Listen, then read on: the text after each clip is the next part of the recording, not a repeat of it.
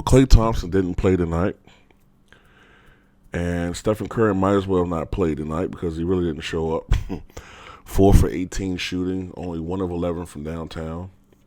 And generally speaking, I've noticed that when Klay Thompson and Stephen Curry are not playing well at the same time with this club, they struggle. They struggle mightily. Even with Kevin Durant, when those two guys are not shooting the ball well, generally speaking, those are games when the Warriors lose. I have seen some games, however, where Kevin Durant isn't playing very well, but if the other two, or one of the other two, are playing okay, they still win. But they really rely on Stephen Curry and Klay Thompson. I also noticed, I think some of it too, it's just me, just from observation. Klay is one of those guys where if you get him going, he plays better all over, everywhere. Like if he's going offensively, he plays much better defensively, and he's more involved in the game on both ends of the court.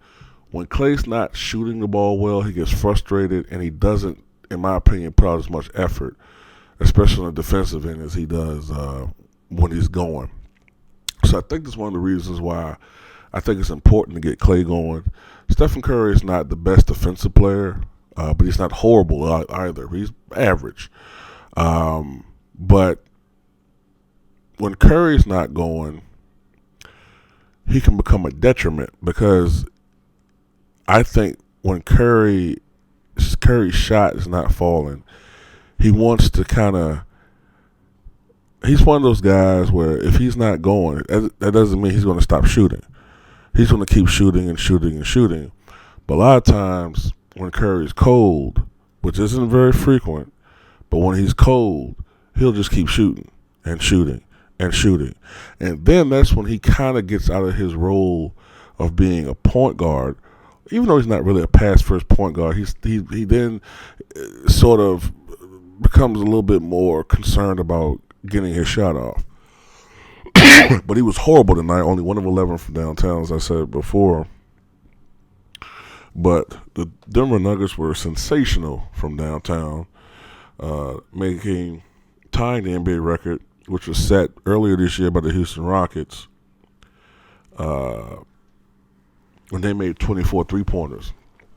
But in that game, I think I saw that the Rockets were 24 of 61 from downtown.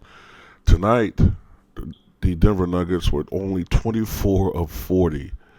They only took 43 point attempts, nailing 24 of them, 60%. That is horrible. All right?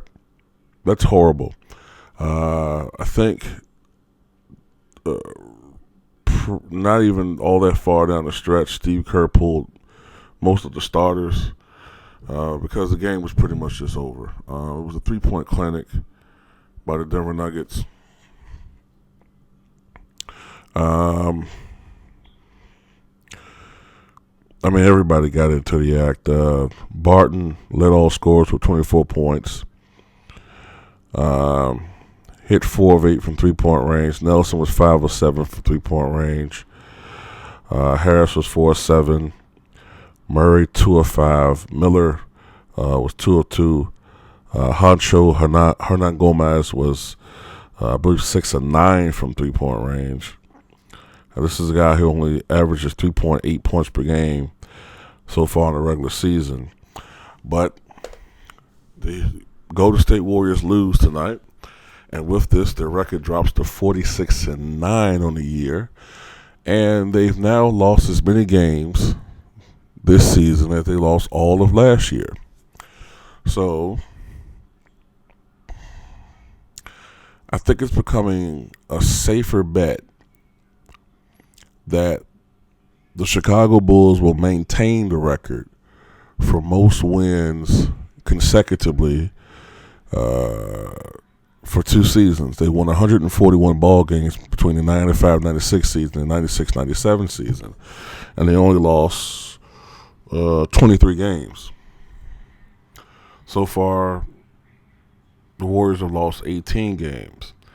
They would have to lose no more than 5 games the rest of this season to tie that record. I don't think they're going to do that. So, congratulations to the Denver Nuggets for having a record-setting performance, and the Warriors, thank you for losing. And Joe Bud will soon be crying about conspiracy theories. There was magnets in the ball to make the ball go into the rim. Officiating, yada, yada, yada, whatever. And you know what? I know some people are like, oh, okay, Michael, so it's okay for you to talk about Joe Bud saying something was rigged, but you said the Super Bowl was rigged. Hey, you know,